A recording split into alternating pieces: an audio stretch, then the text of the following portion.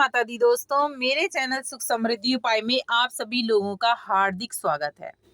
आश्विन मास के शुक्ल पक्ष की प्रतिपदा तिथि से शारदीय नवरात्रे शुरू हो जाते हैं। हिंदू धर्म में नवरात्रों का बहुत अधिक महत्व है। नवरात्रे के 9 दिनों में माँ 9 रूपों की पूजा अर्चना होती है। माँ को प्रसन्न करने के लिए भक्त व्रत भी रखते हैं। धार्मिक मान्यताओं के अनुसार नवरात्रि के दौरान विधि विधान से माँ दुर्गा की पूजा करने से सभी मनोकामनाएं पूरी भी होती हैं। नवरात्रि के दिन 9 दिनों तक देवी दुर्गा की नव सब रूपों की अलग अलग रूपों से पूजा की जाती है।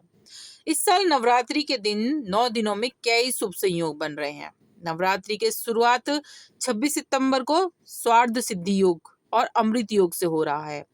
स्वार्ध सिद्धि योग नवरात्रि के 5वें दिन 30 सितंबर को और 7वें दिन 2 अक्टूबर को भी है।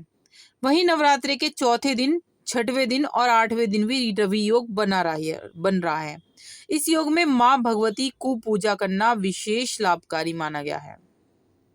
बताती हूँ कैसे घट स्थापना करें। नवरात्रि में देवी की पूजा का फल तभी मिलता है जब नियमों का हम ध्यान से पालन करें। नवरात्रि के पहले दिन सुमुहूर्त में कलश स्थापना करना है आपको। कलश स्थापना के लिए एक मिट्टी के पात्र में पवित्र मिट्टी रखें। उसमें जौ बोएं, बहुत अच्छी शुभ मानी जाती हैं जौ बोएं। जौ क्योंकि चैत मास में भी आपको बोनी चाहिए क्योंकि बहुत अच्छा माना जाता है। कुछ लोग दशहरे की वजह से इसी नवरात्रों में जौ को बोते हैं, लेकिन जौ बोना बहुत अच्छा रहता है। हमारी जो आर्थिक स्थिति है वो हमारी बहुत ज्यादा बढ़ती है, तो जरूर जौ बोइए आप, और बहुत शुभ माना जाता है। तो जौ कैसे बोएं मैं अपनी अलग एक वीडियो बनाऊंगी, बहुत अच्छी तरह से आपके जौ बहुत फले फूलेंगे, तो उससे जरूर देखिएगा। पूजा स्थापना या ईशान कोण में कलश स्थापना शुभ मानी जाती है। यहाँ गंगा जल छिड़क कर साफ सफाई कर लें। पूजा की चौकी पर लाल कपड़ा बिछाएं। इस पर माँ दुर्गा की तस्वीर स्थापित करनी है आपको। एक तांबे या मिट्टी का कलश ले लीजिए, उसमें गंगा जल डालिए और स्वच्छ जल भरकर उसमें सिक्का और अक्षत, सुपारी, लौंग का जोड़ा, दुर्वा घास डालें और कलश के मुख पर रोली जरूर बांधे और बाहर एक सतिया जरूर काटें। एक नारियल पर लाल चुनरी को मौली से बांध दे।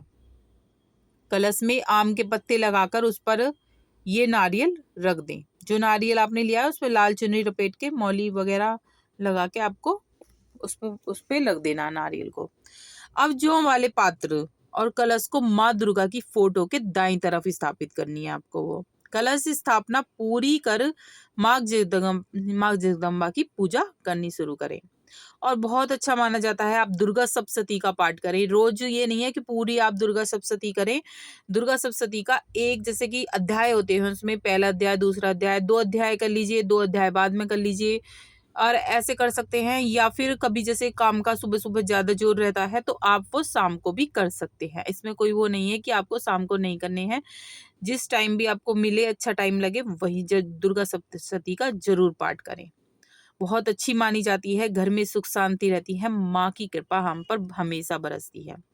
9 दिन नव दुर्गा की पूजा होती है वो किस तरह से है। माँ जैसे माँ है, माँ शैलपुत्री पहली है। माँ दुर्गा के 9 रूपों में सबसे पहली जो होती है वो शैलपुत्री होती है, जो चंद्रमा को दर्शाती है। देवी शैलपुत्री के पूजन से चंद्रमा से जुड़े दोषों का निवारण हो जाता है। दूसरी हम पूजा करते हैं ब्रह्मचारिणी। उनसे क्या होता है, जो हमारे मंगल ग्रह होते हैं वो नियंत्रित रहते हैं। इन माता का पूजन करने से मंगल ग्रह के नकारात्मक प्रभाव दूर हो जाते हैं। तीसरी है चंद्रघंटा। इनसे हमारे जो शुक्र ग्रह होते हैं वो नियंत्रित होते हैं और इनके पूजन से शुक्र ग्रह के दुष्प्रभाव कम हो जाते हैं। चौथी है कुष्मांडा। ये भगवान सूर्य का पथ प्रदर्शन करती हैं। देवी कुष्मांडा इसलिए इनकी पूजा द्वारा सूर्य के अशुभ प्रभावों से बचा जा सकता है।